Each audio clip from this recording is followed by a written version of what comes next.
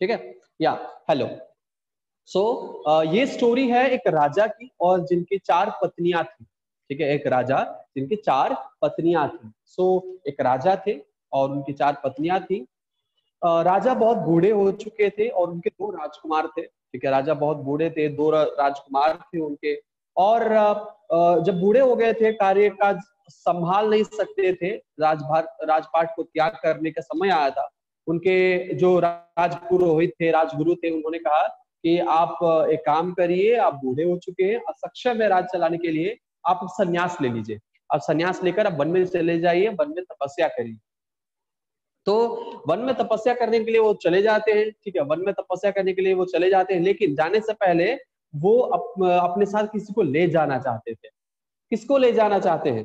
तो वो ऐसे चाहते थे कि उनकी 4 रानियां थी और चारों से वो बेहद प्यार करते थे। लेकिन 4 में से जो पहली बीवी थी, वो पहले बहुत प्यार करते थे, लेकिन धीरे धीरे प्यार की कमी हुई। दूसरी बीवी आई, उनसे ज्यादा प्यार करने लगे। फिर तीसरी बीवी आई, उनसे ज्यादा प्यार करने लगे। फिर चौथी बीवी आई, उनसे ज्यादा प्यार करने लगे। अभी चौथी बीवी से बेहद मोहब्बत करते थे। तो इन्होंने सोचा कि जो हम जिससे ज्यादा प्यार करते हैं उसके साथ हम वन में चले जाएंगे। तो वे उन्होंने क्या किया कि वो चौथी बीवी के पास गए। चौथी बीवी के पास गए और फिर उन्होंने देखा, पूछा कि क्या हमारे साथ चलोगी? तो रानी ने कहा कि क्यों हम जाएं भाई, अब तुम्हें वन में जाना है, जाओ। हम क्यों जाएं तुम्हारे साथ, हम यही रहेंगे, हम कहीं नहीं जाने वाले।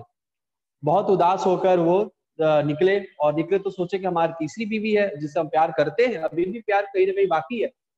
तो तीसरी बीवी के पास गए। तीसरी बीवी के पास जाके पूछे कि हम वन में जा रहे हैं, संन्यास लेना चाहते हैं, हम चाहते हैं कि आप हमारे साथ चले और अंतिम समय में आप हमारे साथ रहें। तो जो तीसरी बीवी है वो बोली कि ऐसे कैसे हम चल रहे साथ में, ऐसे कैसे हम जाएंगे साथ में, हम नहीं जाएंगे साथ में। हम आप जाओगे वन में, हम दूसरी शादी कर लेंगे, हम निकल जाएंगे यहाँ से। बहुत ही ज्यादा हर्ट हुए, उदास हुए और चले गए दूसरी बीवी के पास। दूसरी बीवी के पास गए तो बहुत उनके मन में उतनी आशा नहीं थी, उतना विश्वास नहीं था। फिर भी वो दूसरी बीवी से कहे कि हम वन में जाना चाहते, संन्यास लेना चाहते हैं, कि आप हमारे साथ चलेंगी हमारे अंतिम समय में? दूसरी बीवी ने कहा कि बहुत ही इंपॉर्टेंट बीवी थी, बहुत ही पॉलिटिकल बात चीजों में सलाह देती थी, बहुत चिंतक थी। ठीक है, हर अच्छे बुरे से बचाती थी राजा को, बहुत ही प्यार करती थी। लेकिन सेकंड रानी बोली कि नहीं, हम तो नहीं आ सकते, हम ये काम कर सकते हैं कि जो आप जब अंतिम समय में सांस ले रहे होंगे, हम आपके साथ रहेंगे। ठीक है, आपके अंतिम क्रिया कर लेंगे, लेकिन हम वन में तो नहीं चल सकते आपके साथ। ये सुनकर अब राजा अपना पूरा का पूरा जो है होप हो चुके थे। होकर जब बाहर उदास होकर निकल रहे थे, तो उधर से एक आवाज आई। और आवाज थी एक वृद्ध महिला की, जो कि जिसके पास आभूषण नहीं थे, अच्छे अच्छे ड्रेस नहीं थे, ऑर्नामेंट्स नहीं थे, ज्वेल्स नहीं थे। फिर भी वो बोले कि चलिए, आपके साथ कहाँ चलना है, हम आपके साथ चलने के लिए तैयार हैं। और उसे देखकर राजा एकदम शॉक हो गए और बहुत दुखी हुए कि एक ऐसे सच्ची चीज को हम अभी तक इग्नोर कर रहे थे। ठीक है, तो वो थी हमारी पहली बीवी, सॉरी हमारी नहीं, राजा की पहली बीवी। ठीक है, और ये एक कहानी ऐसा है कि ये 4 जो चीजें होती है हमारे लाइफ में, ये रानी नहीं है, ये 4 हमारे पास जो प्रेजेंट है वो 4 चीजें, हमारा शरीर, हमारा दोस्त, हमारे वेल्थ, मनी, पैसा, बंगला, गाड़ी, ये सब चीजें। और लास्ट वाला हमारा सोल है, हमारा आत्मा, जो हमारे साथ जाएगा। कर्म भी कह सकते, कुछ लोग उसको कर्म कहेंगे, कुछ लोग उसको सोल कहेंगे। तो वो सोल है। यानी फोर्थ जो बीवी थी वो थी आपका शरीर, खुद का शरीर। सब पहले सांस छोड़ेगा वही। ठीक है, आपका शरीर सांस छोड़ देगा, शरीर तो सांस छोड़ना ही है उसको। तीसरी जो बीवी थी वो है आपकी वेल्थ, आपकी संपत्ति, आपकी दौलत, आपका गाड़ी, आपका बंगला एक्सेट्रा। ठीक है, आपके बैंक बैलेंस को कभी साथ नहीं देंगे।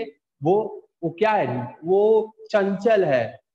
आपके पास आज है, कल किसी और के पास रहेगी। इसीलिए उसने बोला था कि हम दूसरी शादी कर लेंगे। जो सेकंड बीवी थी, वो सेकंड बीवी थी आपके दोस्त, आपके रिलेटिव, आपके फ्रेंड्स, आपके फैमिली। लास्ट क्रियाक्रम तक आपके साथ देंगे, लेकिन उसके बाद वो भी साथ नहीं जाएंगे। लेकिन जो पहली बीवी है वो आपका है आत्मा, आपका सोल, आपका कर्म। हम अपने कर्म पे ध्यान नहीं देते, अपने आत्मा पे ध्यान नहीं देते, और हम कुछ भी किए जाते हैं। आपने आप ध्यान से सोचिएगा, आरजे कार्तिक ने भी ये बात बोली थी और ये बात सही भी है। ध्यान से सोचिएगा, कभी भी आप किसी संकट में पड़ते हैं, पहले सोचते हैं अपने दिल से, उसके दिल को पूछते हैं, आत्मा से पूछते हैं, आत्मा से पूछते हैं कि सही है कि गलत है, उसके बाद हम कोई काम करते हैं। और ऐसा करना भी चाहिए।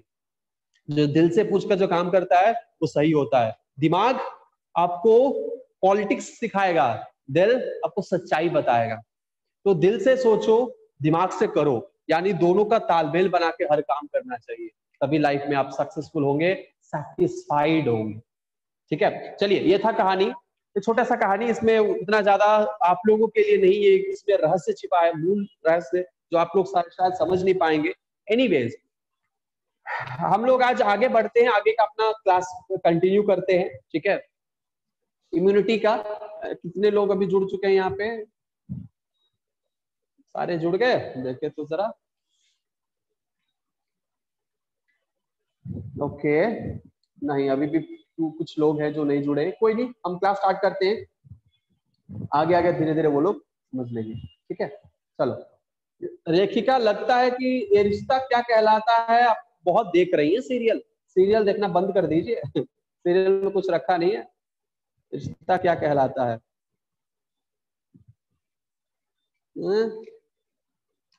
चलिए, नायरा, नायरा और कार्तिक ना, नायरा कार्तिक, वाह, हम भी एडवर्टाइजमेंट्स देखे हैं।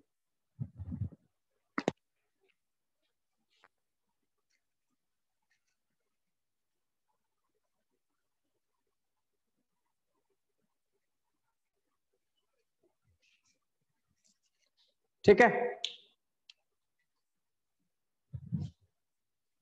हाँ अच्छी बात है, अच्छी बात है, एडवर्टाइजमेंट अच्छी बात है, देख लो, लेकिन बाकी सीरियल्स मत देखो, सीरियल देख के टाइम वेस्ट मत करना। एनीवेज, आगे बढ़ते हैं। और हम क्या देख रहे थे लास्ट क्लास में? हमने देखा इनेट और एक्वायर्ड इम्यूनिटी के बारे में शुरू किया था। हमने देखा था कि हमारे पास एक पैथोलॉजिकल बैरियर है, हमारे पास क्या है, एक पैथोलॉजिकल, या हम कह सकते हैं कि फिजियोलॉजिकल या मैकेनिकल बैरियर है हमारे पास। ठीक है, ये हमारा क्या है, ये हमारा बैरियर है। और बैरियर से पहले एक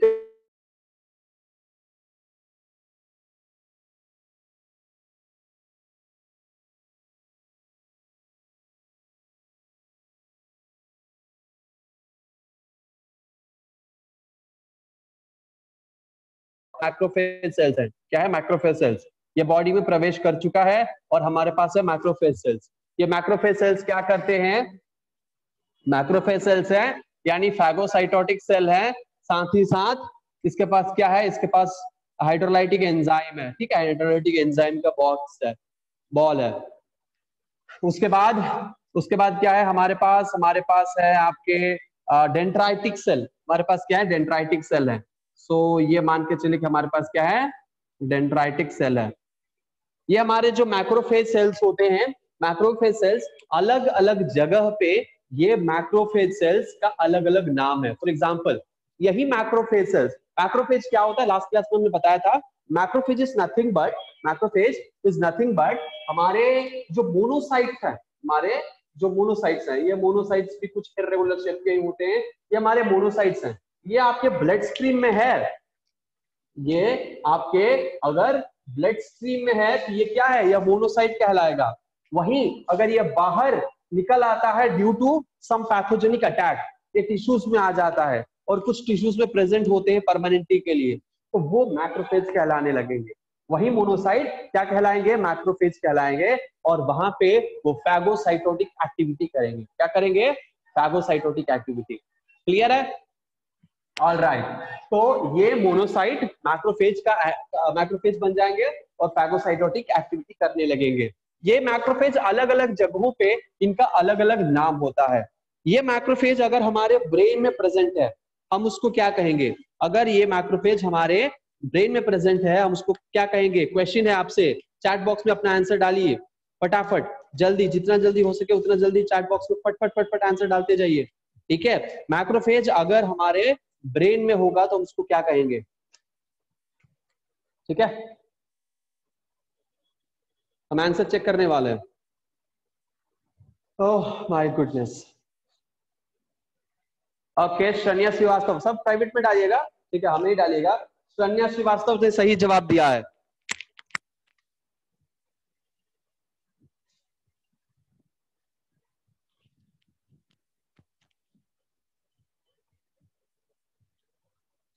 हाँ जी, और किसी को नहीं पता है? So sad.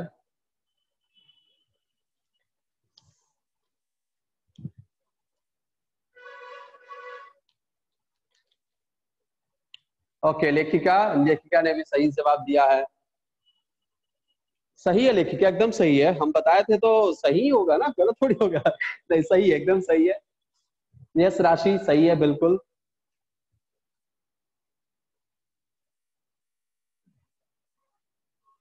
हमारे क्लास को ध्यान से सुनती हैं लेखिका, है ना, सारी चीजें याद रखती हैं। That's nice.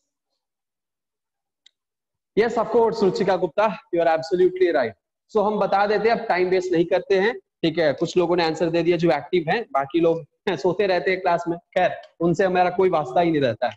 उसको हम कहते हैं माइक्रोग्लिया, यानी माइक्रोग्लायल सेल्स, या माइक्रोग्लिया, या फिर हम इसको कह सकते हैं ग्लायल सेल्स।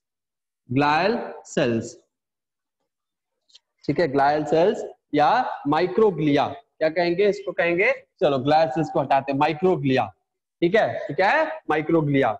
नाउ अगर ये स्किन के अंडर में, यानी हमारे स्किन के नीचे, अगर स्किन के नीचे वाले पोर्शन में टिश्यू में प्रेजेंट है, अब उसको क्या कहेंगे? स्किन के नीचे प्रेजेंट है तो मान के चलो कि हमारा स्किन है, ठीक है, स्किन के अंडर में यहां पे अगर प्रेजेंट है यही मैक्रोफेज, हम इसको क्या कहेंगे?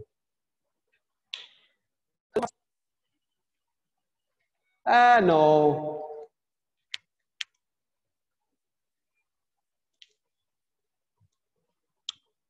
ठीक है, आपका होमवर्क है, ये पता करके बताइएगा। उसके बाद गैस्ट्रो इंटेस्टिनल ट्रैक्ट में, ठीक है, गैस्ट्रो इंटेस्टिनल अगर ट्रैक्ट में आपका प्रेजेंट है, ठीक है, gastro intestinal tract, gastro intestinal tract, उसको हम क्या कहेंगे ये बताइएगा हमें, ठीक है, ये इंपॉर्टेंट है, ये बताइएगा। उसके बाद लिम्फॉइड टिश्यू में प्रेजेंट रहेगा, लिम्फॉइड, लिम्फॉइड टिश्यू में अगर प्रेजेंट रहता है वहां पे उसको हम क्या कहेंगे? ठीक है, जैसे फॉर एग्जांपल स्प्लीन हो गया, ठीक है, या फिर और अदर थाइमस हो गया, थाइमस, है ना, लिम्फ नोड, लिम्फ नोड, यहाँ पे इस मैक्रोफेज को हम क्या कहते हैं? ये भी एक होमवर्क है। सो ये सब चीजें, माइक्रोफेज का अलग अलग जगह पे अलग अलग नाम है। इस बॉडी में आप जितना जगह और जितना वेराइटी ऑफ नाम आप लिखकर मुझे भेज सकते हैं उतना भेजिएगा। पता है कौन कौन यहाँ पे भेजेगा? हम बता रहे हैं आपको। लेखिका रुचिका गुप्ता, मिताली माधव, अगर यहाँ पे हैं तो मिताली माधव भेजती है, उसके बाद आकांक्षा, उसके बाद आपको अंजलि, उसके बाद शरण्या श्रीवास्तव शायद, उसके बाद शुभांगी शायद, ठीक है, सुरुचि श्रेया, यस सुरुचि श्रेया भेजती है, ठीक है, श्रेया भेजती है, बिल्कुल श्रेया भेजती है। तो यही कुछ गिने चुने लोग हैं जो भेजते हैं, बाकी कोई नहीं भेजता है, ठीक है। तो इसीलिए हम किसी से कहते भी नहीं है ये लोग हाँ ठीक है, ये लोग भेजते हैं, ये लोग बातों को ओबे करते हैं, इन लोगों के लिए हमेशा हम तत्पर रहते हैं, मन खुश रहता है। और ये लोग कभी डाउट पूछते तो पहले प्रियोरिटी देकर, हाँ राशि, राशि यस राशि भी भेजती है, पहले प्रियोरिटी देकर हम उनको वो सॉल्व करते हैं। क्यों? क्योंकि भाई जब हमें प्रियोरिटी वो दे रहे हैं तो हम भी उनको प्रियोरिटी देंगे, गुरु शिष्य यही से चलता है ना, कॉपरेट करके। चलो, तो ये सब लिखकर मुझे भेजिएगा कि क्या उसको हम कहते हैं। ये इंपॉर्टेंट है, ये क्वेश्चन इंपॉर्टेंट है, पूछा जाता है या पूछा जा सकता है, इसीलिए हमें जानना जरूरी है, ठीक है। चलो ओके, एक हम छोटा सा टिप दे देते हैं, लैंगरहैंस सेल। लैंगरहैंस कहाँ के माइक्रोफेज सेल्स को हम कहेंगे? लैंगरहैंस, ये आइलेट्स ऑफ लैंगरहैंस नहीं है, that is different. Langerhans cells उसको कहेंगे, किसको कहेंगे आप सोचिएगा, सोच के बताइएगा मुझे। एनीवेज, तो ये क्या हुआ, ये हमारे पैथोजन अंदर एंटर किया, हमारे मैक्रोफेज ने उसको लिया, उसको लेने के बाद क्या किया इसने अपने सरफेस पर उस पैथोजन को क्या किया, प्रोजेक्ट किया और बताया कि मेरे पास क्या है, मेरे पास देखो एंटीजन का पीस है, विच मींस फैगोसाइटोस किया। यहाँ पे ये आया पैथोजन, इसके ऊपर ये एक्ट किया और यहाँ पे इसको डाइजेस्ट किया, डाइजेस्ट करके एक्सोसाइटोसिस भी कर दिया और साथ ही साथ थोड़ा सा मटेरियल लेकर क्या किया, थोड़ा सा मटेरियल लेकर उसने प्रेजेंट किया Langerhans under the skin. Yes of course Shreya you are right.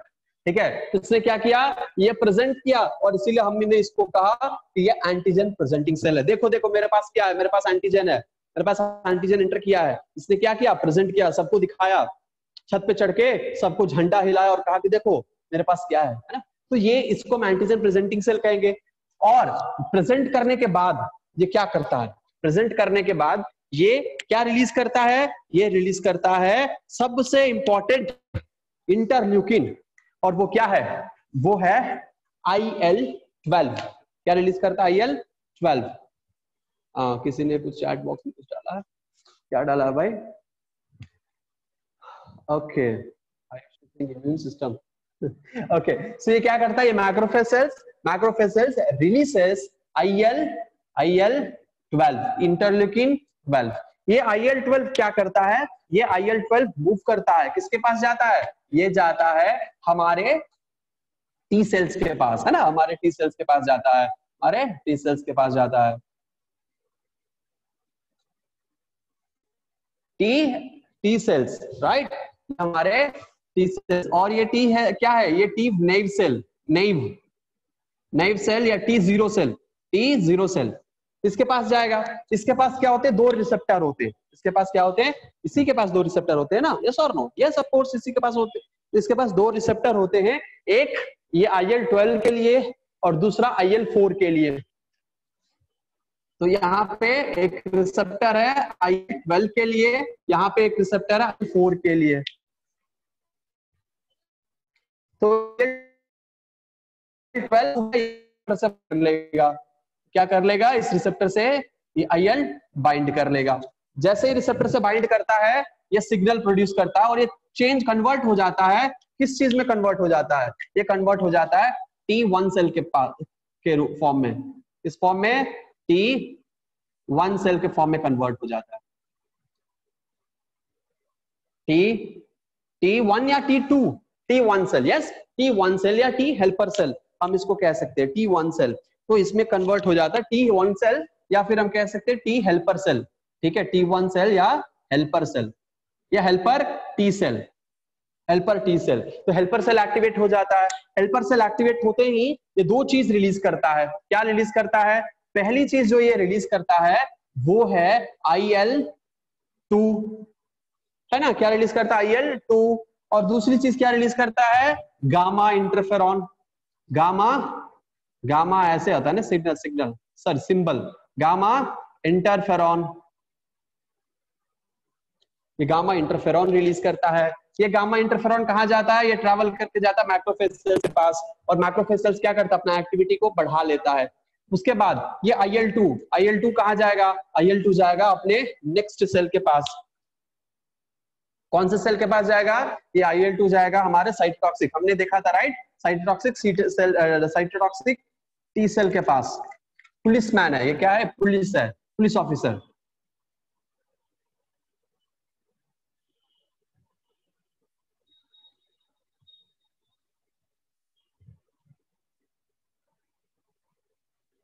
Police cytotoxic T cell, cytotoxic T cell, इसके पास क्या है, इसके पास दो हाथ है, यह है पुलिस साइटोटॉक्सिक टी सेल के पास दो हाथ है। ये क्या करेगा, ये दोनों हाथों से, एक हाथ से और दोनों हाथों से ये क्या करेगा, कभी कभी क्या होता है, हमारे जो पैथोजन है हमारे बॉडी में एंटर करते ही ये पहले तो ये एक्शन प्रोवाइड करेंगे, एक्शन देंगे, और दूसरी चीज कुछ क्या करेंगे, कुछ छिप जाएंगे। यानी क्या होते हैं कि जैसे आतंकवाद हमारे शहर में घुसते हैं, आतंकवाद हमारे शहर में घुसते हैं तो क्या होता है, पहली चीज ये किसी घर में घुस जाते हैं, वहां से छिपके गोलियां बरस, है ना, कुछ छिपे रहते हैं, कुछ गोलियां बरसाते हैं, कुछ अंदर में रहते हैं, है कि नहीं है, ऐसा ही होता है। ऐसा ही क्या होता है, कुछ वहां पे एक्टिविटी करेंगे और कुछ जाके सेल में, हमारे ही घर में यानी वो आतंकवादी हैं, बाहर देश से आए हैं और हमारे ही किसी देश के किसी नागरिक के घर में घुस जाते हैं और वहां से उनको सबको कैद कर लेते हैं और वहां से गोलियां चलाने लगते हैं। सिमिलर काम ये करता है, ये हमारे ही किसी सेल के अंदर घुस के बैठ जाता है, ठीक, हमारे ही सेल के अंदर घुस के बैठ जाता है। और ध्यान से देखिएगा क्या होता है, जब हमारे सेल में कुछ गड़बड़ी होती है या एरर होता है, हमारे सेल के जीन्स में कुछ एरर होता है, तो वो जीन क्या करता है, सिग्नल भेजता है, सिग्नल भेजता है। और सिग्नल भेजने के बाद हमारे जो सेल्स होते हैं वहां पे जो डीएनए होता है, सेल्स में कुछ गड़बड़ हुआ तो सेल्स के जीन के पास वो इंफॉर्मेशन जाएगा। सेल्स के जीन के पास जैसे वो इंफॉर्मेशन जाता है, क्या होता है, या फिर वो इंफॉर्मेशन स्टिमुलस क्या होगा, जिससे हम कहते हैं, मान लो चलो सेल प्रोलिफरेट कर रहा है, ठीक है, सेल प्रोलिफरेट कर रहा है और एक सेल दूसरे सेल के पास कांटेक्ट में आ रहा है, कांटेक्ट इनहिबिशन होगा और सेल वहां पे ग्रोथ रुक जाएगा, है कि नहीं है। वैसे ही हमारे जो बॉडी में जीन्स होते हैं, हमारे बॉडी के जीन्स में कुछ ऐसे जीन्स होते हैं जिनको हम कहते हैं अपोप्टोसिस क्रिएटिंग जीन, या फिर हम जीन रेगुलेटर कहते हैं उसको, ठीक है, सेल रेगुलेटर जीन हम उसको कहते हैं। ये जो रेगुलेटर जीन होते हैं क्या होते हैं, ये लाइफ स्पैन को बढ़ाते भी है और सेल को डिस्ट्रॉय भी कर देते हैं। फॉर एग्जांपल हमारे सेल में कुछ गड़बड़ी होती है तो वो सिग्नल भेजते हैं, कहाँ सिग्नल भेजते हैं, हमारे जीन्स के पास वो इंफॉर्मेशन जाता है। और जीन्स में जो हमारे डिस्ट्रॉयर सेल होते हैं, जीन रेगुलेटर सेल में एक होता है लाइफ स्पैन को बनाता है, कुछ सेट ऑफ जीन्स होते हैं जो सेल को अपोप्टोसिस करके उसको मार देंगे, तो सिग्नल जाएगा अपोप्टोसिस वाले के पास और वहां पे जाकर जीन्स को क्या करेगा, वहां से प्रोटीन प्रोडक्शन होंगे और हमारे सेल क्या हो जाएंगे, सेल किल हो जाएंगे। सिमिलरली सेल अपोप्टोसिस यानी खुद से वो मर जाएगा और वहां के जो पैथोजन है वो डिस्ट्रॉय हो जाएंगे, ठीक है। यही चीज कैंसर में नहीं होता है, ठीक है। एनीवेज हम लोग कैंसर के बारे में बाद में डिस्कस करेंगे अगले किसी लेक्चर्स में जब कैंसर आएगा, ठीक है। तो क्या होता है, ये क्या है, ये आपको साइटोटॉक्सिक सेल है, यही मारेगा, यही क्या करेगा, पुलिस वाला यही डंडा मारेगा, यानी छिपे हुए कीटाणुओं को। मान के चलो कि हमारे बॉडी का ये कोई एक सेल है, हमारे बॉडी का ये कोई एक सेल है और इस हमारे नॉर्मल सेल का न्यूक्लियस है, ठीक है, नॉर्मल सेल का क्या है, न्यूक्लियस है, और इसके अंदर हमारे भाई साहब एंटर करके अंदर छिपे बैठे हैं, ठीक है, प्रोटेक्शन कवर शील्ड लगाकर बैठे हैं। ये क्या करेगा,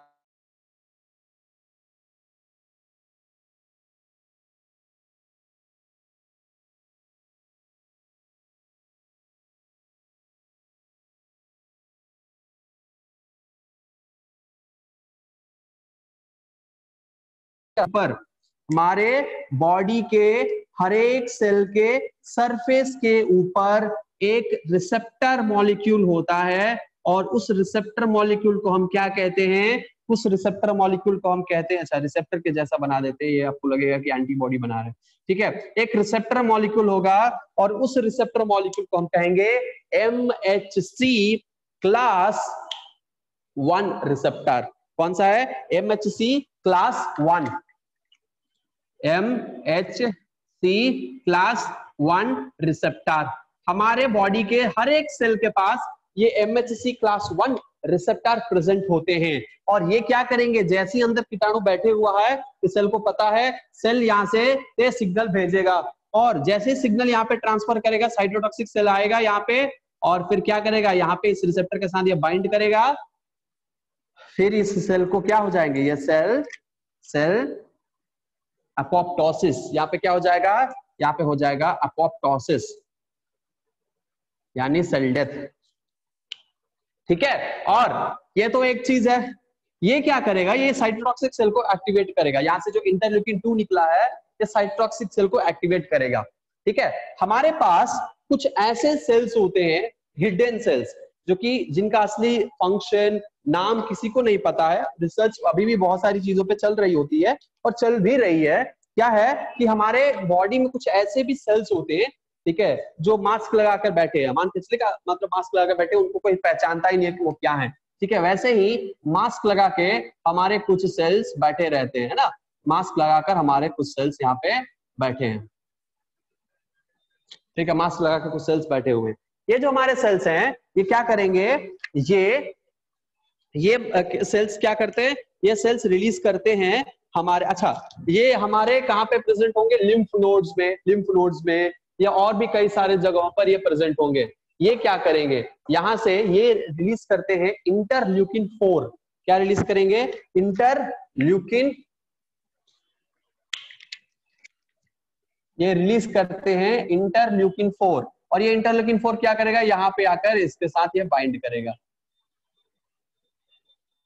जब इसके साथ बाइंड करेगा ऑब्वियसली क्या होगा, ये मैच्योर हो, कन्वर्ट होगा टी हेल्पर सेल में, IL-2 प्रोड्यूस करेगा, साइटोटॉक्सिक सेल आएगा। ठीक है, साथ ही साथ जब ये यहाँ पे IL-4 बाइंड करता है इसके साथ, IL-4 जब इसके साथ बाइंड करता है, ये क्या करता है, ये फिर से कन्वर्ट हो जाता है किस चीज में, जैसे IL-12 इसके साथ बाइंड हुआ, ये टी हेल्पर सेल में कन्वर्ट हुआ, IL-4 जब बाइंड होगा यहाँ पे, ये कन्वर्ट हो जाएगा T2 सेल में, T2 सेल। ठीक है, T2 किसका, T2 से क्या याद आता है, T2 से याद आता है हमारे T2 मामा, क्या कौन है भाई, T2 मामा कहीं तो सुना है, याद नहीं आ रहा है, एक नहीं यूट्यूबर है ना T2, हमारे ना ना ना हमारा नाम टिंकू है, T2 नहीं है। बीबी की वाइन्स, यस बीबी की वाइन्स, तो बीबी की वाइन्स में हाँ Bhuvan Bam, yes of course Bhuvan Bam sir, T2 मामा। चलिए, तो ये क्या है, ये प्रोड्यूस करेगा, ये अमीन, ये कन्वर्ट होगा T2 सेल में। ठीक है, ये क्या होगा, ये कन्वर्ट होगा T2 सेल में, है ना, T2 सेल में कन्वर्ट हो गया। ये क्या है, T2 सेल है, T2 सेल। हमारा नाम टिंकू है, नॉट T2। ठीक है, so don't call me T2। ठीक है, ये है T2 सेल। ये T2 सेल क्या करेगा, यहाँ पे T2 सेल में कन्वर्जन हो जाएंगे। T2 सेल में कन्वर्जन होने के बाद ये T2 सेल क्या रिलीज करेंगे, ये T2 सेल रिलीज करेंगे दो तरह के केमिकल, एक IL-4 और एक IL-5। यहाँ भी IL-4 रिलीज हो रहा है और यहाँ भी IL-4 रिलीज होगा, IL-4 and IL-5। Green colour है, बोल रहे हैं ना, बोल तो भी रहे हैं, ऐसा है कि सिर्फ लिखते रहते हैं, बोलते नहीं तो आपको समझ में नहीं आता, बोल भी तो रहे हैं, तो उसी से आप लिख लो IL-4 and IL-5, IL-4 and IL-5। ये IL-4 एंड IL-5 क्या करेगा, इसका काम यहाँ पे क्या है, तो IL-4 एंड IL-5 जाएगा हमारे सबसे इंपॉर्टेंट सेल के पास। कौन सा सेल है, सबसे इंपॉर्टेंट सेल के पास जाएगा। देखो यहाँ पे जो भी हुआ है, यहाँ पे जो भी हमारे इम्यून सिस्टम आए हैं, ठीक है, इम्यून सिस्टम आए हैं और ये मैक्रोफेज सेल्स ने इसको किल किया है, इसने सिग्नल भेजा है, उसके बाद ये टी सेल में कन्वर्जन हुआ, यहां तक ये क्या है, this is called immune system, इनेट immune system. ठीक है, ये सब क्या है, ये सब प्राइमरी रेस्पॉन्सेस है जो हमारे बॉडी में पैथोजन आने के बाद तुरंत जो रेस्पॉन्स होता है, that is your इनेट immune system, यानी हमारे फैगोसाइटोटिक एक्टिविटी और उसके बाद टी सेल को सिग्नल भेजना, ये क्या है, ये है आपका इनेट इम्यून सिस्टम। लेकिन टी सेल को सिग्नल भेजने के बाद ये टी सेल कन्वर्जन होना, टी सेल अपने हेल्पर सेल या फिर T2 सेल में कन्वर्जन होना, साइटोटॉक्सिक सेल बनना, ये सब अक्वायर्ड सिस्टम में आएगा। किस सिस्टम में आएगा, अक्वायर्ड सिस्टम में आएगा। हमारे पुलिस का अधिकारी हो या फिर ये T2 सेल में कन्वर्जन हो, ठीक है, उसके बाद ये क्या अक्वायर्ड है। अब क्या होगा, हमारे IL-4 और IL-5 यहाँ पे T2 सेल ने रिलीज कर लिया है, रिलीज करते ही ये क्या करेंगे, हमारे पास एक सेल है जिसको हम कहेंगे बी सेल, जिसको हम कहेंगे बी सेल। हमारा ये सेल है, क्या है, हमारा ये सेल है, क्या है, बी सेल। ये नॉर्मली जब IL-2 और IL-4 एंड IL-5 नहीं आता है, तब ये नॉर्मल बी सेल में सुस्ता के ऐसे ही बैठा रहता है, इसको कोई काम नहीं है, बैठा है शांति से, ठीक है। लेकिन जैसे ही ये IL-4 और IL-5 यहाँ पे आते हैं, क्या होगा, अब ये एक्टिव हो जाएगा, ये क्या हो जाएगा, एक्टिव हो जाएगा, और ये अपना स्ट्रक्चर चेंज करके बी प्लाज्मा सेल्स में कन्वर्ट हो जाएगा, बी सेल। ठीक है, ये प्लाज्मा सेल बन गया यहाँ, और इसका जो पहिया है वो हाईली एक्टिव हो गया। इसका जो पहिया है ये क्या हो गया, हाईली एक्टिव हो गया, और starts releasing what, it starts releasing antibodies, it starts releasing antibodies. यहाँ पे क्या प्रोड्यूस होने लगता है, एंटीबॉडीज प्रोड्यूस होने लगता है।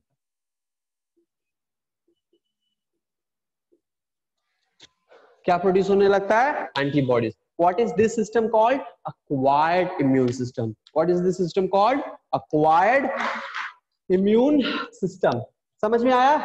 अब ये क्या करेगा, अब ये हमारा एंटीबॉडी, ये इम्यूनोग्लोबुलिन, ये antibody is not but immunoglobulin, हम इसको क्या कहते हैं, इसको हम प्रोटीन कहते हैं ना। ये क्या है, ये प्रोटीन है, ये क्या है, ये एक immunoglobulin is a protein, so immunoglobulin, ठीक है, globulin is a globular protein, हम इसको कहते हैं, ठीक है। और ये एंटीबॉडी है, और ये एंटीबॉडी यहाँ पे प्रोड्यूस हो जाएगा।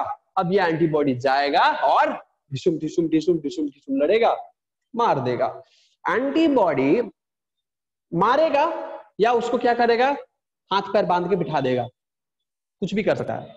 मारेगा इन द सेंस, हमारे एंटीबॉडी क्या करते हैं, एंटीबॉडी उसको ले जाते हैं फैगोसाइटोसिस कराने के लिए, पकड़ के ले जाते हैं। दो चीज हम यहाँ कर सकते हैं, एक हम कहते हैं न्यूट्रलाइजेशन, और दूसरा ऑप्सनाइजेशन। क्या कहते हैं, न्यूट्रलाइजेशन और ऑप्सनाइजेशन। हटाओ यार इसको, ठीक।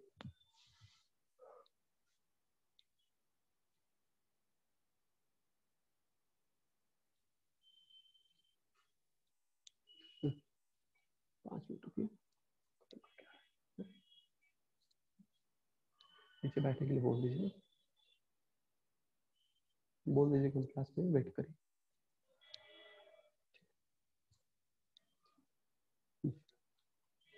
ठीक है, तो कहां थे हम, ऑप्सनाइजेशन और न्यूट्रलाइजेशन। तो क्या करता है, अगर ये हमारा एंटीबॉडी अगर किसी पैथोजन के एक्टिविटी को लॉक कर देता है, बंद कर देता है, और उसको न्यूट्रल बना देता है, वो कोई टॉक्सिसिटी प्रोड्यूस नहीं करेगा, सेल के अंदर एंटर नहीं करेगा, वो प्रोलिफरेट नहीं करेगा, इस प्रोसेस को कहेंगे न्यूट्रलाइजेशन। इस प्रोसेस को क्या कहेंगे, न्यूट्रलाइजेशन। हमारे बॉडी में कुछ ऐसे ड्रग्स हैं, हमारे कई सारे हार्मफुल जो पैथोजेंस होते हैं, वायरस को क्या करता है, ये न्यूट्रलाइज कर देता है एंटीबॉडी। सो दो चीज करेगा, या ऑप्सनाइजेशन या न्यूट्रलाइजेशन। ये फैगोसाइटोसिस इनिशिएट करवाता है, फैगोसाइटोसिस भी करवाता है, समटाइम्स हमारे जो प्लाज्मा सेल्स है वो फैगोसाइटोसिस भी कर लेते हैं, और साथ ही साथ क्या करेगा, ये एंटीबॉडी आपको न्यूट्रलाइज भी करेगा। ठीक है, दो चीज करेगा। ये समझ में आया? तो यह है क्या है, पैथोजन एंटर किया है, मैक्रोफेज सेल्स यहाँ पे एक्टिव हुए हैं, मैक्रोफेज सेल्स उसको फैगोसाइटोस करके उसका थोड़ा सा सब्सटेंस को सरफेस पर क्या किया है, MHC, कौन सा मॉलिक्यूल है यहाँ पे, tell me the name of this receptor molecule, come on fast, जल्दी से बताइए, नोट करके नोट आई मीन जल्दी से बताइए मुझे चैट बॉक्स में, इस मॉलिक्यूल का नाम क्या है, what is the name of this receptor molecule. But सारा क्लास आई मीन सब कुछ क्या लिखे, कैप्स में लिखे।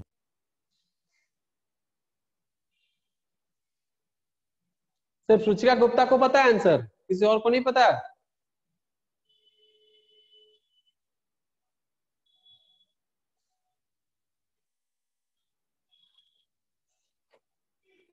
No, wrong Suruchi Shreya, you are absolutely wrong. वो IL-12 रिलीज करता है, लेकिन ये कौन सा मॉलिक्यूल है जिसपे ये अटैच होता है और दिखाता है कि देखो, हे देखो मेरे पास क्या है ना। तो ये एक मॉलिक्यूल है, ये प्रोटीन मॉलिक्यूल है। कौन सा प्रोटीन है ये? No, not macrophage. ये मैक्रोफेज सेल का नाम है ना, हम सिर्फ इतना दूर का ये पूछ रहे हैं। सोचिए,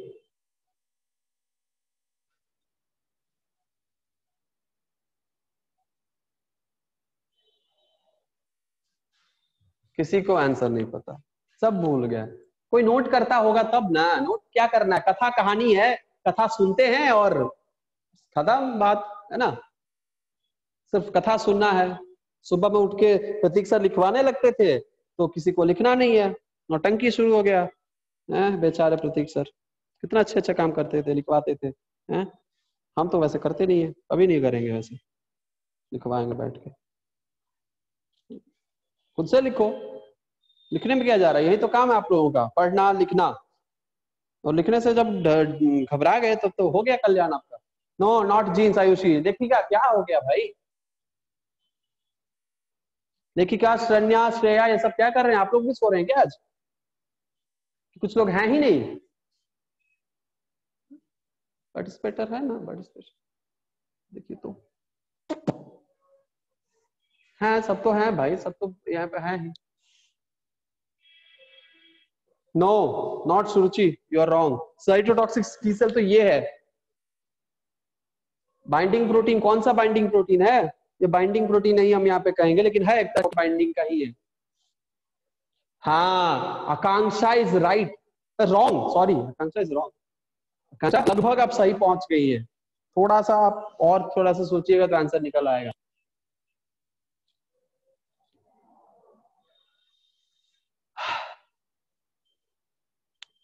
सो सैड, पनिशमेंट देंगे आपको। Perforin, no ligand, what is this, क्या है ये परफोरिन लिगैंड, जैसे हमने आज तक अभी तक इस पूरे लेक्चर में ये पूरे दोनों शब्दों का इस्तेमाल ही मैंने नहीं किया है, ना ही लिगैंड ना ही परफोरिन। क्या कर रहे हैं लिगैंड और perforin.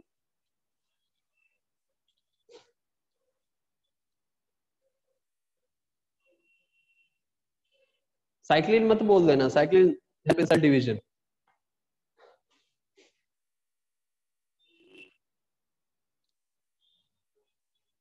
Heparin, heparin is an anticoagulant.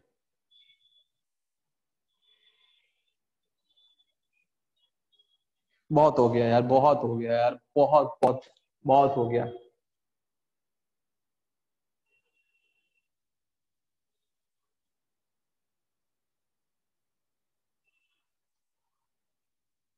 देख लीजिए, बता दिए, यही है cyclostome. MHC class 2, MHC class 2।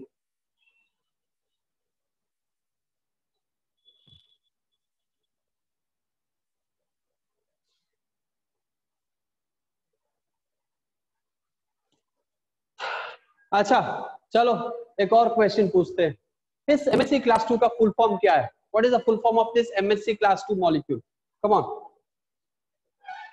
MHC 2 का फुल फॉर्म क्या है, चलो चैट बॉक्स में बताओ तो, इसका तो कम से कम बता दो यार।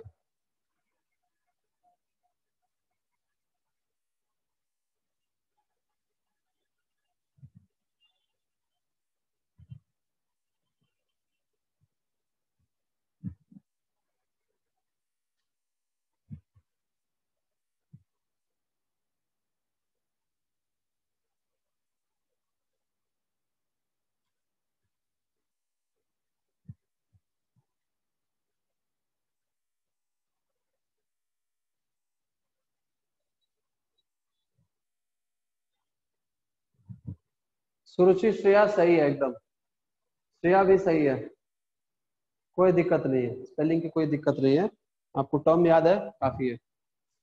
यस हर्ष का भी आंसर सही है, अमन फातिमा, अनम फातिमा का भी आंसर सही है, लेखिका का भी सही है, शायद मत कहिए, शायद मत कहिए Lekhika, be confirm be sure. Yes Sanjana का भी सही है, आंचल का भी सही है, वर्षा का भी सही है। चलो तो ये तो कम से कम याद है, thank God. Yes Mitali answer is right. चलो इसका नाम है major histo compatibility complex, let me write the spelling also, ठीक है, major MAJOR major histo compatibility, HISTOCOM compatibility, PA compatibility, LITY compatibility complex, complex, ठीक है, major histo compatibility complex. Yes Ayushi सही है।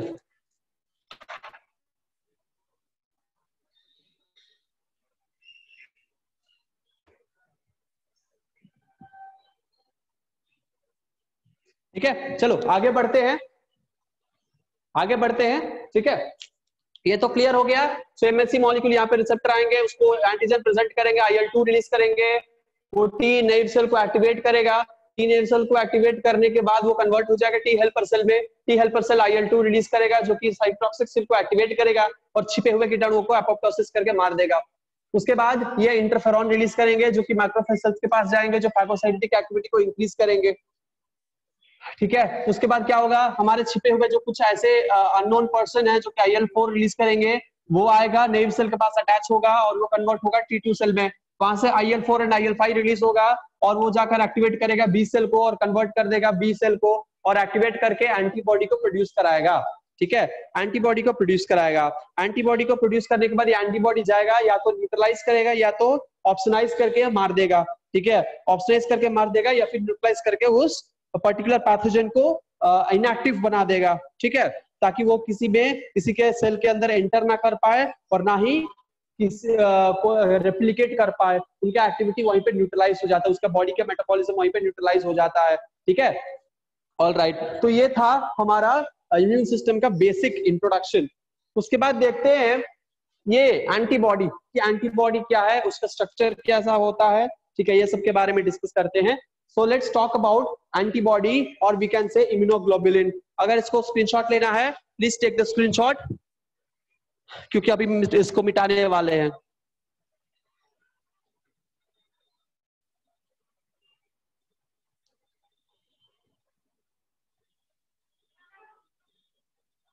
ऑप्सोनाइजेशन, ऑप्सोनाइजेशन,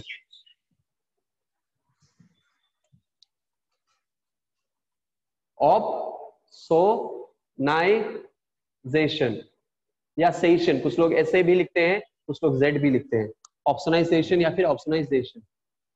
ठीक है, न्यूट्रलाइजेशन, ऑप्सोनाइजेशन। अभी हम लोग पढ़ने वाले हैं कि एंटीबॉडी क्या है। ठीक है, हमने सुना था कि एंटीबॉडी ऑलरेडी सर आपको पढ़ा चुके हैं, तो एंटीबॉडी के टाइप्स पढ़ा चुके हैं, तो इसीलिए एंटीबॉडी का स्ट्रक्चर बताने के बाद हम एंटीबॉडी के टाइप्स भी हम आपसे पूछेंगे कि टाइप्स क्या होता है, उसके क्या क्या फंक्शंस हैं, एक्सेट्रा एक्सेट्रा क्वेश्चंस पूछेंगे, सो be ready from that.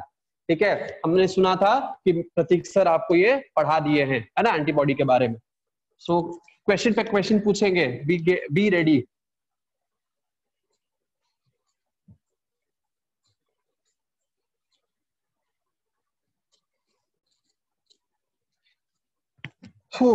Okay, now antibody or we can write immunoglobulin, immunoglobulin, जिसको हम शॉर्ट फॉर्म में IG के नाम से जानते हैं। ठीक है, शॉर्ट फॉर्म IG कहते हैं इसको। जनरल टर्म में हम क्या कह सकते हैं, इसको हम जनरल टर्म में कह सकते हैं antibody, antibody.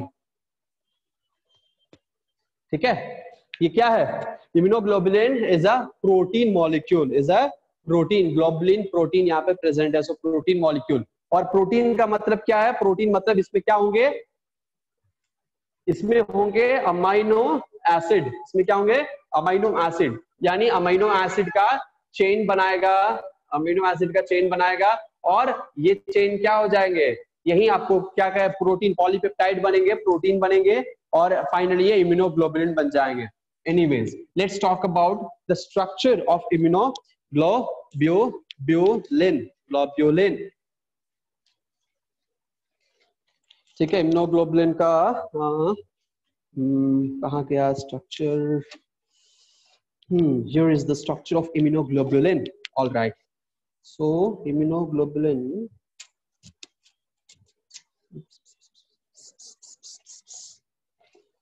all right, okay, so immunoglobulin यानी हम इसको कहेंगे एंटीबॉडी। ये इम्यूनोग्लोबुलिन बेसिकली दो फॉर्म में प्रेजेंट होता है, एक प्रेजेंट होता है सरफेस के ऊपर, surface of the B cell, and दूसरा प्रेजेंट होता है सॉल्युबल फॉर्म में। ठीक है, दो फॉर्म में प्रेजेंट होता है, दो फॉर्म में प्रेजेंट होता है, एक प्रेजेंट होता है किस फॉर्म में, सॉल्युबल फॉर्म में, और दूसरा प्रेजेंट रहता है सरफेस के ऊपर, है ना, सरफेस पे प्रेजेंट होता है, तो दोनों फॉर्म में प्रेजेंट होंगे। अबंडेंट अमाउंट में आपको सॉल्युबल एंटीबॉडीज मिलेंगे और सॉल्युबल एंटीबॉडीज जो होते हैं वो बहुत ही इंपॉर्टेंट होते हैं फॉर न्यूट्रलाइजेशन।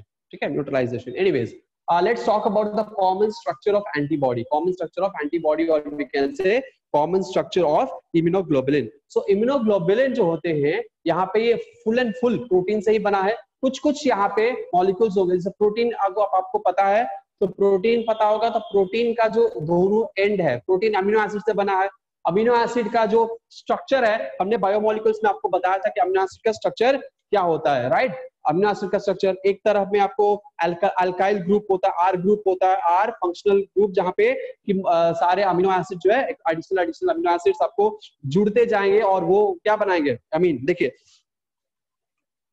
हमारे कार्बन के साथ हमने अमीनो एसिड का स्ट्रक्चर आपको बताया था, है ना, आर फंक्शनल, उसके बाद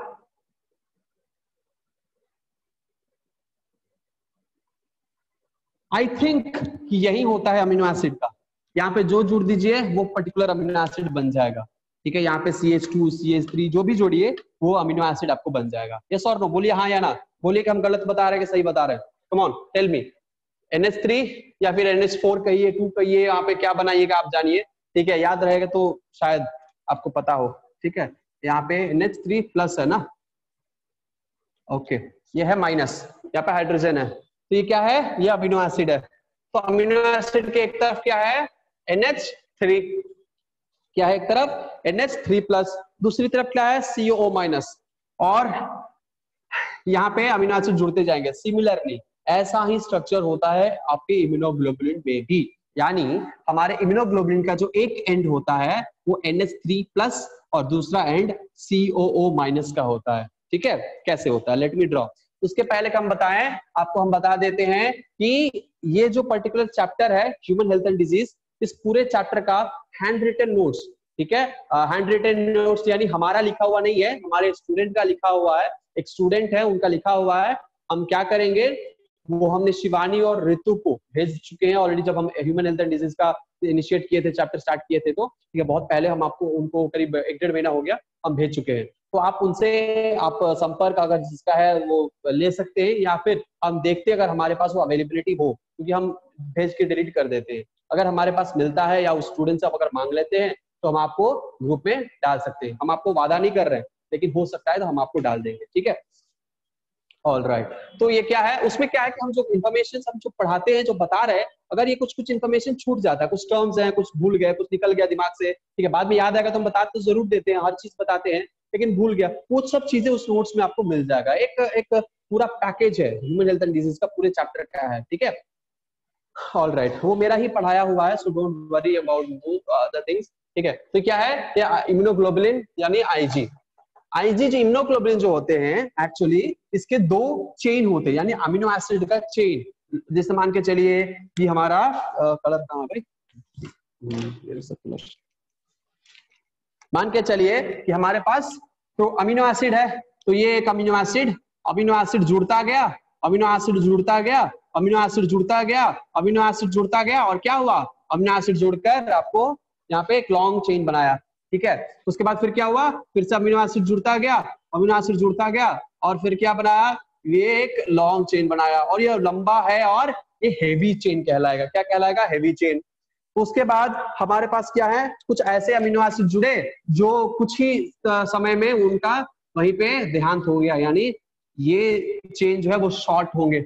क्या है, ये आपको शॉर्ट चेन है, छोटे से है और इसीलिए हल्के वेट के होंगे। तो हमारे पास क्या है, अमीनो एसिड का पॉलीपेप्टाइड चेन है, ये पॉलीपेप्टाइड है, यानी अमीनो एसिड का लंबा सा एक चेन है, और यहाँ भी अमीनो एसिड का लंबा सा एक चेन है,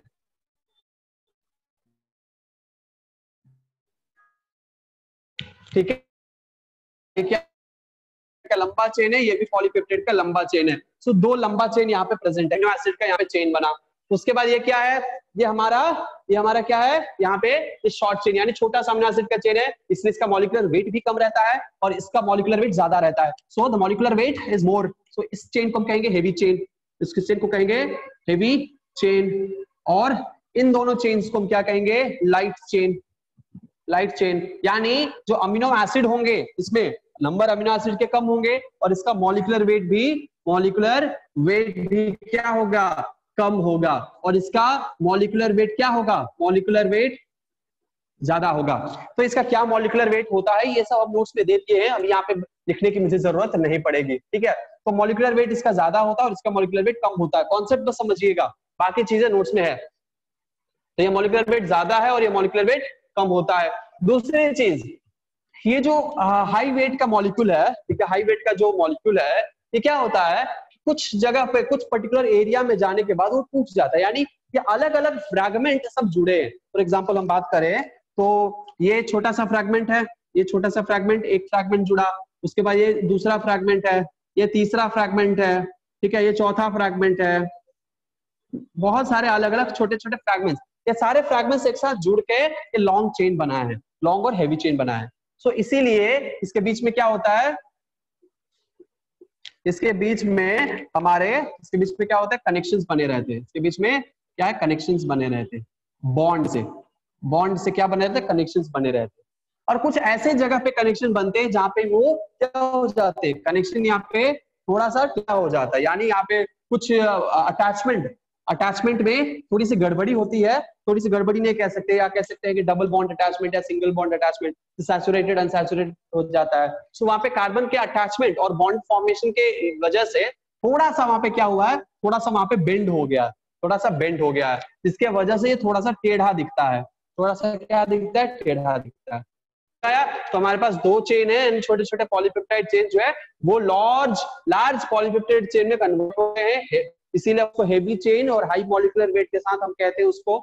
दूसरा जो हमारे पास लो वेट चेन है, यानी ये छोटा सा शॉर्ट चेन है, हम इसको शॉर्ट चेन या लाइट बैंड या शॉर्ट चेन या लाइट चेन, या फिर हम इसको लाइट चेन कहते हैं। और ये है इसका मॉलिक्यूलर वेट है क्लियर है, लॉन्ग चेन या हैवी चेन, यहां तक क्लियर है? ये क्लियर होना जरूरी है, क्लियर तो बोलो, क्लियर है तो सब अपना अपना ऑप्शन के पास जो टिक ऑप्शन है उस टिक ऑप्शन को दबाओ, पार्टिसिपेंट्स लिस्ट के पास आपका टिक ऑप्शन है, जल्दी से दबाओ कि सब समझ में आया अभी तक। Okay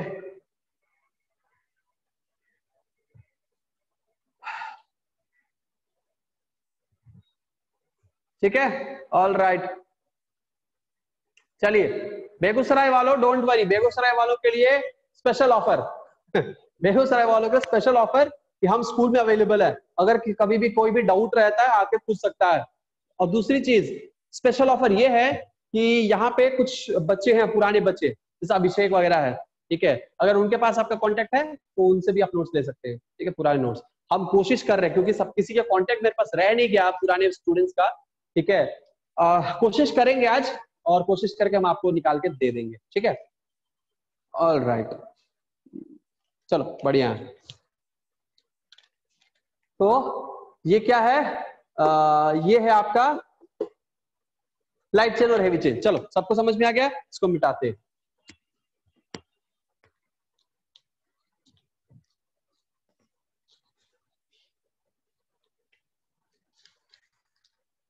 So let me draw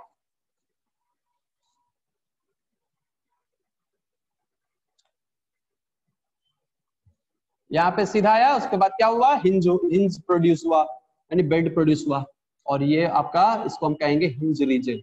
कौन सा रीजन, ये जो बेंड यहाँ पे प्रोड्यूस हुआ, यहाँ से लेकर पर्टिकुलर इस एरिया तक के जो रीजन है उसको कहेंगे हिंज रीजन। आपको बताते हैं।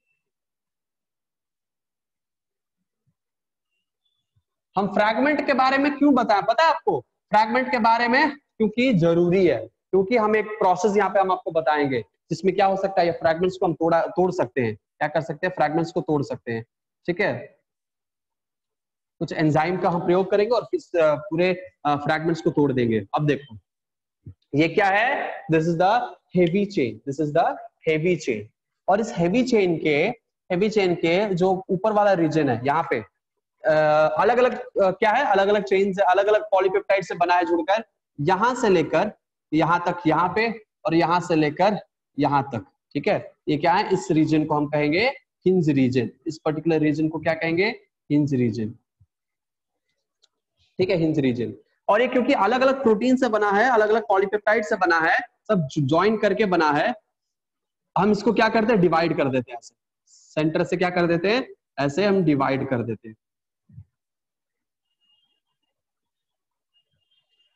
क्या कर देते हैं, डिवाइड। ठीक है, क्या कर देते हैं, डिवाइड कर देते हैं। सो ये हो गया डिवीजन, इसका डिवीजन।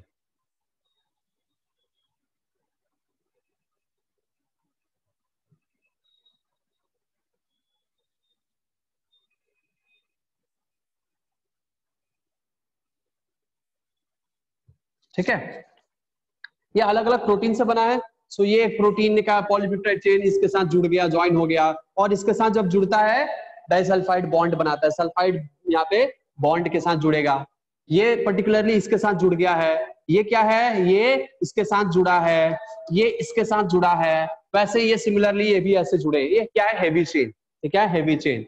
बस इस हैवी चेन के बारे में और एक बात बताएं तो, इस हैवी चेन में ये जो पर्टिकुलर रीजन है, हमें आपको क्या कर रहे हैं, ग्रीन से इसको हम यहाँ पे लेबल कर रहे हैं, इसको ग्रीन से। ये जो हमने ग्रीन से यहाँ पे लेबल किया है, ठीक है, ये पर्टिकुलर रीजन, ये रीजन यहाँ पे कॉन्स्टेंटली बदलता रहता है।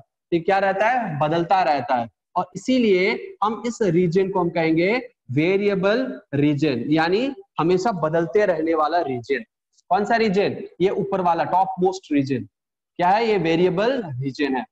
दूसरी चीज, वेरिएबल रीजन है, साथ ही साथ ये एक ऐसा साइट है, एक ऐसा रीजन है जहां पे एंटीजन आकर बैठता है, और इसीलिए हम इसको कहते हैं एंटीजन बाइंडिंग साइट। हम इसको क्या कहते हैं, एंटीजन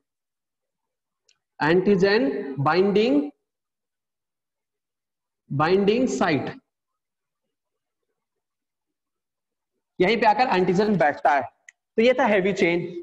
हैवी चेन एक दूसरे से कैसे जुड़े हैं, हैवी चेन एक दूसरे से ये पर्टिकुलर चेन इससे सल्फाइड बॉन्ड, डाइसल्फाइड बॉन्ड से जुड़ा है। वैसे ही ये जो चीज है ये किससे जुड़ा है, ये भी डाइसल्फाइड बॉन्ड से एक दूसरे से जुड़ा है। सिमिलरली ये जो जुड़े हैं, ये और ये कैसे जुड़े हैं, डाइसल्फाइड बॉन्ड से। ये कैसे जुड़े हैं, डाइसल्फाइड बॉन्ड से। ठीक है, वैसे सिमिलरली सारे एक दूसरे से डाइसल्फाइड बॉन्ड से जुड़े रहते हैं। ठीक है, ऑल राइट। उसके बाद आते हैं, ये कौन सा रीजन है, हिंज रीजन। इस रीजन को क्या कहेंगे, इस रीजन को हम कहेंगे hinge region. Hinge, HINGE, hinge region. ठीक है, हिंज रीजन, यानी यहाँ पे जो बेंड हुआ है, हिंज प्रोड्यूस हुआ है, इसको हम हिंज कहते हैं, यानी बेंड यहाँ पे प्रोड्यूस हुआ है, और इसलिए हम इसको हिंज रीजन कहेंगे। ये है हैवी चेन। हैवी चेन की एक और बात बता दें तो, हैवी चेन का एक साइड कौन सा मॉलिक्यूल होगा और दूसरे साइड कौन सा मॉलिक्यूल होगा, तो प्रोटीन है तो इसके एक साइड में आपको होंगे NH3+। क्या होंगे, NH3+। दूसरे साइड क्या होंगे, दूसरे साइड होगा COO-।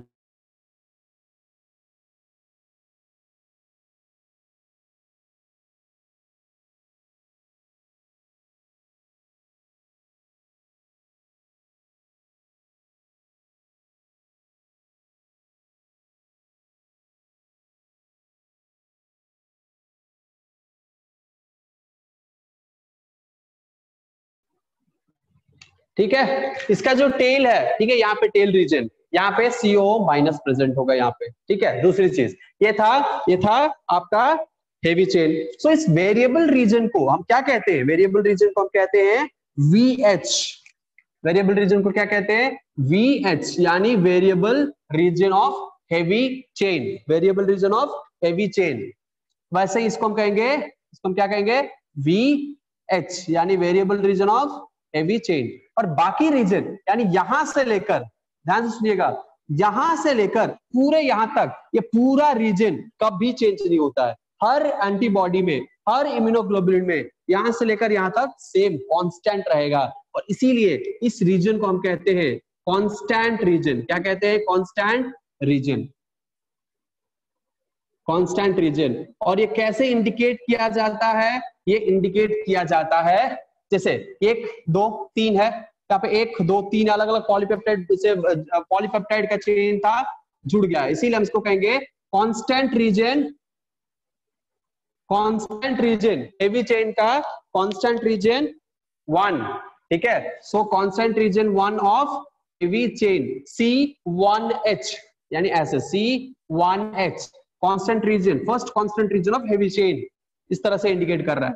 दूसरा क्या है? C2H, क्या? C2H यानी second constant region of heavy chain.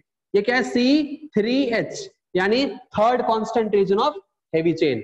Similarly ये क्या है? ये C1H, ये क्या है? C2H, ये क्या है? C3H। C1H, C2H and C3H, C1H, C2H and C3H, ठीक है। ये है कांस्टेंट रीजन और ये वेरिएबल रीजन। तो वेरिएबल रीजन को VH के नाम से जाना जाता है, एक ही है इसीलिए इस पे कोई नंबरिंग नहीं है। ये था हेवी चेन। समझ में आ गया हेवी चेन? यस और नो? बोलो हाँ या ना। समझ में आ गया कि नहीं? Heavy chain. लाइट चेन बनाते हैं। अब लाइट चेन क्या है? लाइट चेन हमारे पास है, तो लाइट चेन यहाँ पे किस कलर से बनाए हैं?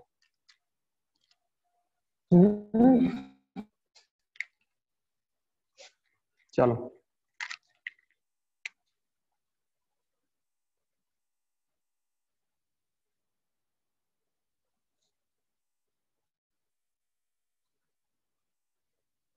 ये है लाइट चेन, छोटा सा है, ठीक है, छोटा सा है, मॉलिक्यूलर वेट भी इसका छोटा है, छोटा चेन भी है ना। ये क्या है? Light chain. और ये जो लाइट चेन है ये भी क्या है? ये सेंटर से डिवाइड हो जाता है। ये भी क्या है? दो अलग अलग पॉलीपेप्टाइड से बना है। इसमें भी ये दोनों डाइसल्फाइड बॉन्ड से जुड़े हैं, ये भी दोनों डाइसल्फाइड बॉन्ड से जुड़े हैं। और इसका भी एक रीजन क्या है? एक रीजन है वेरिएबल रीजन। ये क्या है? ये पर्टिकुलर रीजन है वेरिएबल रीजन, या फिर एंटीजन बाइंडिंग साइट। ये क्या है? Antigen binding site. और दूसरा रीजन क्या है? Constant region. तो हम यहाँ पे लिखेंगे ये है आपका constant region of light chain CL, constant region of light chain CL। और ये constant region of heavy chain, sorry variable region of heavy chain, sorry variable region of light chain. और ये क्या है? Variable region of light chain, ठीक है। ये क्या है? वेरिएबल रीजन ऑफ चेन और ये variable region of light chain और ये constant region of light chain. ये दोनों भी एक दूसरे से कैसे जुड़े हैं? ये दोनों भी एक दूसरे से सल्फाइड बॉन्ड के साथ जुड़े हैं। ये भी एक साथ जुड़े, डाइसल्फाइड बॉन्ड जुड़े हैं,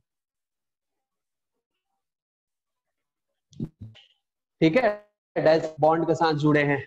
सिमिलरली हमारे पास क्या है? ये अब लाइट चेन और हेवी चेन है, ये भी एक दूसरे से डाइसल्फाइड बॉन्ड के साथ यहाँ पे जुड़े रहते हैं, ठीक है, डाइसल्फाइड बॉन्ड। और ये भी एक दूसरे से, ये दोनों हेवी चेन भी एक दूसरे से डाइसल्फाइड बॉन्ड के साथ जुड़ा रहता है, ठीक है, डाइसल्फाइड बॉन्ड के साथ जुड़ा रहता है। सिमिलरली ये भी यहाँ पे डाइसल्फाइड बॉन्ड के साथ जुड़ा रहता है।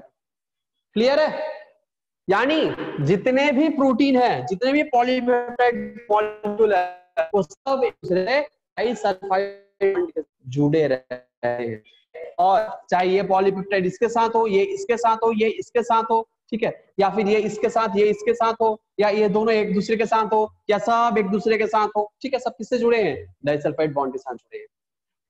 चलो, तो ये यहाँ पे देखो, ये पूरा रीजन जो ग्रीन से मैंने बनाया है, ये रीजन हम वेरिएबल रीजन है, और यहां से लेकर ये पूरा नीचे वाला रीजन क्या है? कांस्टेंट रीजन है। सिमिलरली जैसे कि यहाँ पे अमाइन ग्रुप और कार्बोक्सिलिक ग्रुप है, सिमिलरली यहाँ पे क्या होते हैं? NH3+ और ये क्या है? COO-, ये क्या है? COO-, और ये क्या है? NH3+। क्लियर है? ये एंटीबॉडी का स्ट्रक्चर है। इसके साथ क्या होते हैं? हमारा हेवी चेन का कांस्टेंट रीजन है, यहाँ पे छोटा सा कैंडी यानी छोटा सा शुगर मॉलिक्यूल, यहाँ छोटा स्वीट कैंडी यहाँ पे जुड़ा रहता है, मिठाई है ना, क्या है?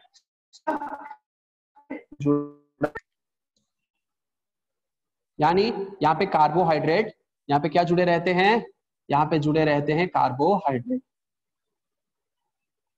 यहाँ पे बनाते हैं कैंडी। यानी एक शुगर मॉलिक्यूल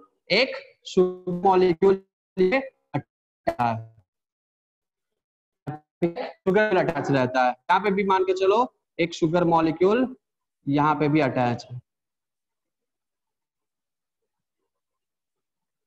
नेमचूस खाया होगा, ये नेमचूस है, लेमचूस भोजपुरी में या लोकल लैंग्वेज में बचपन में हम कहा करते थे लेमचूस, हम ही नहीं बहुत सारे बच्चे कहा करते थे लेमचूस है। ये क्या है, लेमचूस। तो ये लेमचूस यहाँ पे अटैच रहता है, यानी शुगर मॉलिक्यूल यहाँ पे अटैच रहता है। ठीक है, अब ये हुआ पूरा स्ट्रक्चर कंप्लीट। देखिएगा, और दूसरी चीज यहाँ पे जो कार्बोक्सिलिक ग्रुप है, यहाँ पे कुछ ऐसा चीज जुड़ा रहता है जो कि क्या करेगा, जाके सेल के पास अटैच रहेगा, और उसी के वजह से प्लाज्मा सेल पे ये सरफेस एंटीबॉडी के रूप में बन जाता है, लॉक हो जाता है उसके वजह से ही। ठीक है, वो क्या होता है फाइंड आउट करके मुझे बताइएगा अगले क्लास में। ठीक है, वो ऐसा क्या यहाँ पे प्रेजेंट होता है कार्बोक्सिलिक एंड के पास कि वो प्लाज्मा सेल यानी बी सेल के सरफेस एंटीबॉडी बन के रह जाता है। जिसके पास होगा वो सरफेस एंटीबॉडी बन जाएगा, जिसके पास नहीं रहेगा वो नहीं बनेगा। खैर, अब देखते हैं ये जो पर्टिकुलर रीजन है, जो वेरिएबल रीजन है, हम उसको कहते हैं, क्या कहते हैं, वेरिएबल रीजन कहते हैं, और इसको हम इंडिकेट करते हैं FAB से। क्या इंडिकेट करेंगे, FAB से इंडिकेट करेंगे, F कैपिटल AB, यानी ये एंटीजन बाइंडिंग साइट, यानी FAB ये एंटीजन बाइंडिंग साइट है, fragment of antigen binding, fragment of antigen binding, यानी ये पर्टिकुलर रीजन। उसके बाद ये जो रीजन है हम इसको कहेंगे FC, यानी fragment of constant region, fragment of constant region, यानी यहां से लेकर ये पूरा, से लेकर ये पूरा FC कहलाएगा, और ये पूरा क्या कहलाएगा, ये पूरा क्या कहलाएगा, ये FAB। इसके जो वेरिएबल रीजन है, यहाँ पे कुछ स्ट्रक्चरल चेंज होते हैं। यहाँ पे क्या होते हैं, यहाँ पे कुछ स्ट्रक्चरल चेंज होते हैं। इसी के पास आपको आकर क्या होते हैं, वो मॉलिक्यूल अटैच होते हैं। इसी के पास क्या होते हैं, मॉलिक्यूल जाकर अटैच हो जाते हैं। तो ये क्या है, यहाँ पे कुछ स्ट्रक्चरल चेंजेस ऐसे रहते हैं जहाँ पे एंटीजन आकर बाइंड करते हैं, यहाँ पे एंटीजन आकर क्या होते हैं, बाइंड करते हैं, और इसीलिए ये वेरिएबल रीजन है। अलग अलग एंटीजन का अलग अलग स्ट्रक्चर यह अपने आप बदल जाएगा, और इसीलिए यहाँ पे जो अमीनो एसिड्स होते हैं ये कॉन्स्टेंटली चेंज होते रहते हैं, और अलग अलग एंटीबॉडी में अलग अलग कॉम्पोजिशन का और अलग अलग चेन ऑफ सीक्वेंस, यानी अमीनो एसिड सीक्वेंस का सीक्वेंस जो है वो अलग अलग एंटीबॉडी में अलग अलग रहता है, क्योंकि एंटीबॉडी सीक्वेंस से ही यहाँ पे स्ट्रक्चर फॉर्म करेगा। तो जो सीक्वेंस में रहेगा वो बदलता रहेगा, वेरिएबल होता रहेगा अलग अलग एंटीबॉडी में, और इसीलिए इस रीजन को हम कहते हैं वेरिएबल रीजन। क्लियर है, क्लियर है। और कुछ छूट रहा है यहाँ पे, यस, एक चीज छूट रहा है यहाँ पे। क्या छूट रहा है, अगर मान के चलिए ये पूरा फ्रैगमेंट है, अब इस एंटी इम्यूनोग्लोबुलिन को तोड़ना है, या अगर ये टूटना चाहिए, अगर टूटकर किसी और छोटे से प्रोटीन में कन्वर्ट हो जाना है, तो यहाँ पे हम क्या कर सकते हैं, इस इम्यूनोग्लोबुलिन को अगर तोड़ना है तो यहाँ पे हम इस इम्यूनोग्लोबुलिन के जो सॉल्यूशन है उसमें हम एक अमीनो एसिड डाल देंगे। कौन सा अमीनो एसिड है, उस अमीनो एसिड का नाम है, अमीनो एसिड नहीं सॉरी एंजाइम डाल देंगे। उस एंजाइम का नाम है पेपेन, उस एंजाइम का नाम है पेपेन। ये जो एंजाइम है, इस एंजाइम को जैसे ही हम इसमें डालेंगे इम्यूनोग्लोबुलिन के सॉल्यूशन को, क्या हो जाएगा, ये अलग अलग फ्रैगमेंट्स में टूट जाएगा, और हम इसका यूटिलाइज कर सकते हैं डिफरेंट प्रोटीन्स बनाने में। ठीक है, डिफरेंट टाइप्स ऑफ प्रोटीन्स बनाने में इसका यूटिलाइजेशन हम कर सकते हैं, या हम इस पर्टिकुलर रीजन को हम स्टडी कर सकते हैं तोड़कर इस मॉलिक्यूल को। ठीक है, और इसको तोड़ने के लिए क्या करना पड़ेगा, इसमें हमें पेपेन एंजाइम डालना पड़ेगा। ठीक है, पेपेन एंजाइम से क्या हो जाएगा, ये इम्यूनोग्लोबुलिन टूट जाएगा, यानी एंटीबॉडी टूट जाएगा। ठीक है, तो ये क्वेश्चन रहा आपका सेलुलर अटैचमेंट, यानी सेल पे जब अटैच होता है भी सेल पे, ठीक है, जब अटैच होता है तो यहाँ पे क्या ऐसा रीजन, क्या ऐसा चीज यहाँ अटैच होता है, इसको हम कहते हैं सेलुलर अटैचमेंट। ठीक है, सेलुलर आना है, चलो